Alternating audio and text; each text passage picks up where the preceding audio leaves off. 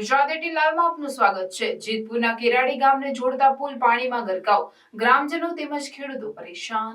સૌરાષ્ટ્ર પંથકમાં છેલ્લા કેટલાક દિવસ સુધી ભારેથી અતિભારે વરસાદ પડી રહ્યો છે, જેના પગલે જેતપુર તાલુકાના કેરાડી ગામમાં છાપરવાડી નદી પર આવેલ પુલ પર પાણી ફરી વળતા ખેડૂતોને ભારે મુશ્કેલીનો સામનો કરવો પડી રહ્યો છે।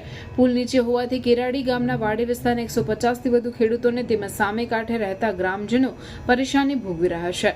જેતપુર તાલુકાના કેરાડી ગામમાં ઉપરવાસમાં આવેલ છાપરવાડી નદીમાં કેરાડી ગામમાં પુલ ઉપર નદીના પ્રવાહમાં કેરાડી ગામના સામાકાંઠા વિસ્તારમાં રહેતા લોકોનો ગામ સાથે સંપર્ક તૂટી ગયો હતો। ડંફાસ મારથી સરકારની પુલ ખુલ્લી થઈ છે। નદીના પુલ ઉપરથી પસાર કેરાડી ગામથી રબારિકા, મેવાસા સહિતના 10 ગામોમાં જવા આવવામાં પારાવાર મુશ્કેલીનો સામનો કરી રહ્યા છે।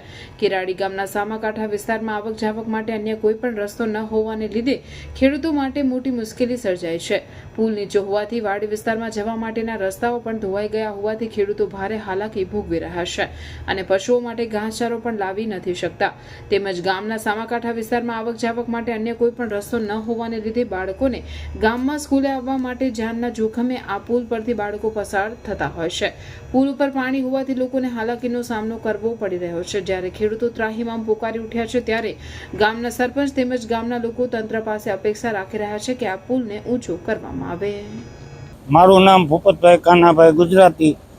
અમે પણ આ કાંઠે અમારી જમીન આવેલી છે, તો પણ હું અહીંયા આ કાંઠે ફસાયેલો છું, કારણ કે વર્ષો વર્ષ અમારે આ રમેડીએ છે જવા વાડીએ ગયા હોય તો પણ ઘરે જવામાં અમારે 15 થી 20 કિલોમીટર ફરવા જવું પડે। એ છતાં પણ અહીંયા 25 થી 30 મકાનો છે, તેમના બાળકો પણ ભણવા ગયા હોય તો 15 થી 20 કિલોમીટર એને ફરવા તેડવા જવા પડે। તે છતાં અમારી વાત તંત્ર સાંભળતું નથી। જેમ બને એમ અમારો આ કોજો ઊંચો બનાવે એવી અમારી માંગ છે, કારણ કે અમારા ઢોર પણ ઢાખર અહીંયા હાલતા તણાઈ જાય છે। અત્યારે જ એક ભેંસ તણાઈ ગઈ, એ છતાં પણ બચી ગઈ, નીકળી ગઈ।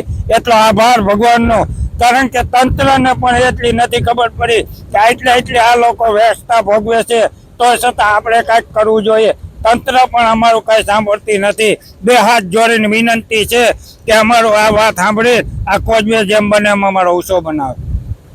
મારું નામ નાનજીભાઈ ગોવિંદભાઈ મણવાર। હું કેરાડી સ્થાનિકનો રહીશ છું, ગ્રામ પંચાયતનો સભ્ય છું અને સામાજિક ન્યાય સમિતિનો અધ્યક્ષ છું। મારી રજૂઆત છે કે અમે સામાકાંઠે વિસ્તારમાં રહી છીએ, રામાપીર રણુજા સોસાયટીમાં। તો આજે જે આ કોજવે છે એ પાણીમાં ગરકાવ છે। આજે અમારે દર વર્ષે અવારનવાર જવું હોય તો જવાતું નથી। આજે અમારે કોઈ ખરીદી કરવી, અમારે ઘર વખરી કોઈ નાના બાળકોને ભણવા જાય છે, એ લોકો અહીંયા ફસાઈ જાય છે અને અમારે લેવા જવા તો અમારે 3-4 ગામ ફરીને લેવા જવું પડે છે અને દર વર્ષે અમારે આ જ અધોગતિ રહે છે। અને દર વર્ષે અમારે સરકારની વિનંતી છે, અમારી રજૂઆત છે, કોઈ તંત્ર આમાં કોઈ ધ્યાન દેતું નથી। એટલી અમારી આ મહેરબાની, અમારી એટલી રજૂઆત અપીલ માની અને આ કોજવે અમને ઊંચો કરી આપો, જે અમારી એટલી માફી માંગ। આ કોજવે ઉપરથી પસાર થતા કેટલા ગામને લોકોને હાલાકી પડતી હોય છે? આ કોજવે ઉપરથી પસાર થતા કેટલા લોકોને હાલાકી બને છે। અવારનવાર આવું બન્યા જ કરે છે અને દર વર્ષે અમારે આ રીતની જ અધોગતિ હોય છે અને દર વર્ષે અમારી સરકારને રજૂઆત આપેલી છે, પણ કોઈ તંત્ર આમાં ધ્યાન દેતું નથી। જય હિન્દ, જય ભારત।